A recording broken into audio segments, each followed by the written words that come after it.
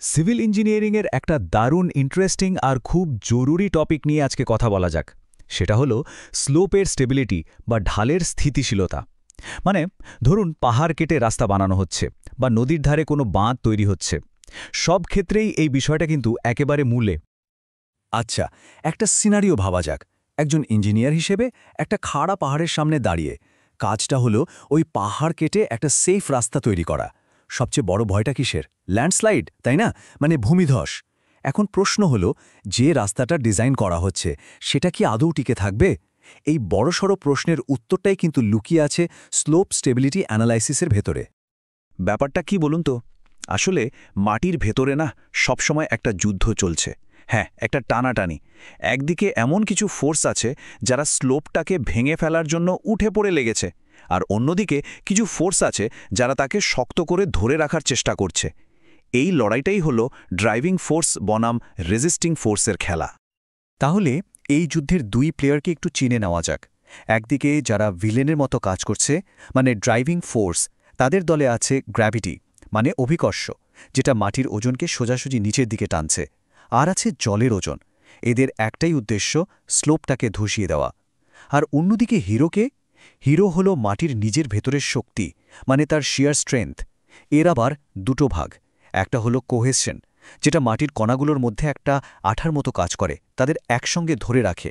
আর আরেকটা হলো ফ্রিকশন বা ঘর্ষণ, যেটা কণাগুলোকে একে অপরের উপর দিয়ে পিছলে যেতে দেয় না।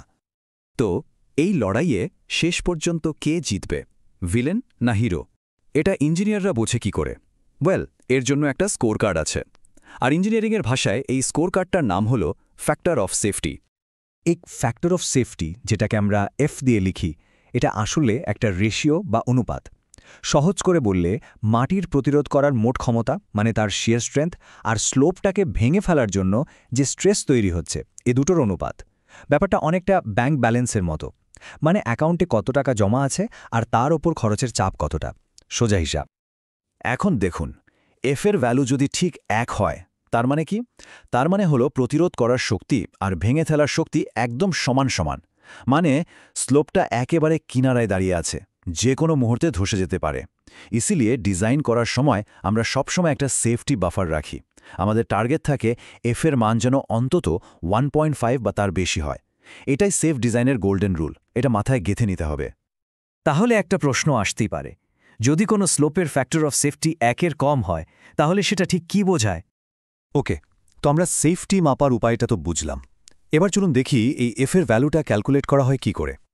আর তার জন্য আমরা একদম সবচেয়ে সহজ কেসটা দিয়ে শুরু করব, যেটাকে বলে ইনফাইনাইট স্লোপ বা অসীম ঢাল। ইনফাইনাইট স্লোপ জিনিসটা কি? ভাবুন, একটা অনেক অনেক লম্বা একই রকম ঢালওয়ালা পাহাড়, আর তার ওপরের মাটির একটা পাতলা লেয়ার হয়তো ধসে পড়তে পারে। এই ক্ষেত্রে আমরা ধরে নিই যে ফেলিওর প্লেন, মানে যে তল বরাবর ধসটা নামবে, সেটা স্লোপের সারফেসের সমান্তরাল। হ্যাঁ, এটা একটা সিম্পলিফাইড মডেল, কিন্তু বেসিক প্রিন্সিপলগুলো বোঝার জন্য এর জুড়ি নেই। এবার যদি আমরা ওই ঢালের উপর একটা মাটির ছোট ব্লককে দেখি, তার উপর কি ফোর্স কাজ করছে? প্রথমত তার ওজন বা ওয়েট ডাব্লু, যেটা সোজাসুজি নিচের দিকে টানছে। এবার এই ওজনটা দুটো কম্পোনেন্টে ভাগ হয়ে যায়। একটা অংশ ঢাল বরাবর নিচের দিকে কাজ করে, মাটিকে পিছলে নিয়ে যেতে চায়। এটাই হলো আমাদের ড্রাইভিং শিয়ার ফোর্স। আর অন্য অংশটা ঢালের উপর লম্বভাবে চাপ দেয়, যেটা মাটিকে জায়গায় ধরে রাখতে সাহায্য করে। তাহলে একটা সহজ স্লোপের ক্ষেত্রে মাটির ওজনের ঠিক কোন কম্পোনেন্টটা তাকে স্লাইড করানোর জন্য দায়ী? কিন্তু রিয়েল লাইফে তো আর সবকিছু ইনফাইনাইট স্লোপের মতো সহজ হয় না, তাই না? এবার চলুন আসল চ্যালেঞ্জটার দিকে এগোনো যাক, মানে ফাইনাইট বা সসীম স্লোপের অ্যানালিসিস। আর এখানেই সবচেয়ে বড় সমস্যাটা।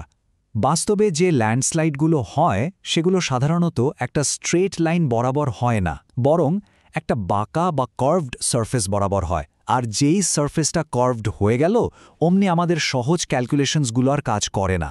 তখন ব্যাপারটা বেশ জটিল হয়ে দাঁড়ায়।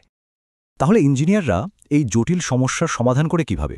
উত্তরটা একটা দারুণ সহজ আইডিয়ার মধ্যে লুকিয়ে আছে। একটা জটিল কার্ভকে কিভাবে অ্যানালাইজ করা যায়? একবারে একটা করে সিম্পল স্লাইস নিয়ে। ভাবুন, একটা বড় পিৎজা বা কেক। আমরা তো পুরোটা একবারে খেতে পারি না, তাই না? আমরা ওটাকে ছোট ছোট স্লাইসে কেটে নিই, যাতে ব্যাপারটা ম্যানেজ করা যায়। এখানেও ঠিক তাই। এই টেকনিকটাকে বলা হয় অর্ডিনারি মেথড অফ স্লাইসেস। লজিকটা খুব সিম্পল। প্রথমে যে মাটির চাইটা ধসে পড়তে পারে সেটাকে আমরা মনে মনে কতগুলো লম্বা লম্বা ভার্টিক্যাল স্লাইসে ভাগ করে নিই। এরপর প্রত্যেকটা আলাদা আলাদা স্লাইসের জন্য ফোর্স ক্যালকুলেট করি, কারণ এক একটা স্লাইস এত ছোট হয় যে সেটাকে একটা সহজ স্লোপের মতো ভাবা যায়। তারপর স্টেপ 3 আর 4-এ সব স্লাইসের ড্রাইভিং ফোর্সগুলোকে একদিকে যোগ করি আর সব রেজিস্টিং ফোর্সগুলোকে আরেক দিকে। আর ফাইনাল স্টেপ, ওই মোট রেজিস্টিং ফোর্সকে মোট ড্রাইভিং ফোর্স দিয়ে ভাগ করে দিলেই আমরা পেয়ে যাই ওভারঅল ফ্যাক্টর অফ সেফটি। দেখুন কি দারুণভাবে একটা অসম্ভব জটিল সমস্যাকে কতগুলো সহজ ক্যালকুলেশনের যোগফলে ভেঙে নেওয়া হলো। তাহলে পুরো হিসেবটার মূল ফর্মুলাটা কি দাঁড়ালো? F is equals to summation of resisting forces divided by summation of driving forces। এটা মনে রাখার জন্য একটা ছোট্ট লাইন মাথায় রাখতে পারেন। রক্ষক দানবের থেকে শক্তিশালী। এখানে রক্ষক হলো আমাদের রেজিস্টিং ফোর্স আর দানব হলো ড্রাইভিং ফোর্স। স্লোপটা সেফ তখনই থাকবে যখন রক্ষক দানবের থেকে বেশি শক্তিশালী হবে।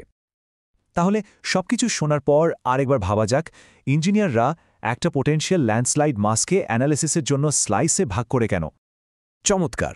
তো এতক্ষণ আমরা যা কিছু শিখলাম, চলুন একবার কুইক রিভিশন করে নিই। আর সবচেয়ে জরুরি এটা দেখে নিই যে রিয়েল লাইফে এর গুরুত্বটা ঠিক কোথায়, মানে থিওরি থেকে প্র্যাকটিসে ফেরা যাক।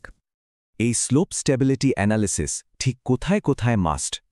সেফ রোড বা রেলওয়ে লাইন ডিজাইন করার সময়, বড় বড় এমব্যাঙ্কমেন্ট বা মাটির ড্যাম বানানোর সময়, ওপেন পিট মাইনিংয়ের সেফটি নিশ্চিত করার সময়, এমনকি পাহাড়ি এলাকায় প্রাকৃতিক ভূমিধসের রিস্ক কতটা সেটা বোঝার জন্য এর কোনো বিকল্প নেই। এর অ্যাপ্লিকেশনটা বিশাল।